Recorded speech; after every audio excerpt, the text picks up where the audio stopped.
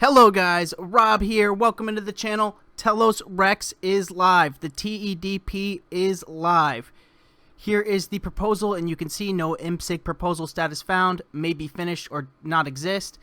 It has been pushed live to the mainnet, and if we look at the Exchange Reserve Fund, where the TEDP will be drawing tokens from, scroll down here, and just about 30 minutes ago, we had the contract deployed, and it is now starting to draw funds from this account for Telos Foundations, EOS savings, dev funds, and the inflation offset.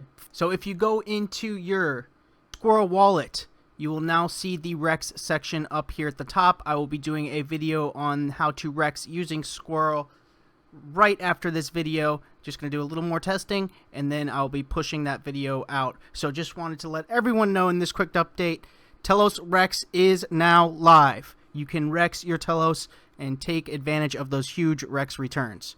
So that's going to do it for me for this one. I will see you guys very shortly in the how to REX your Telos using Squirrel Wallet.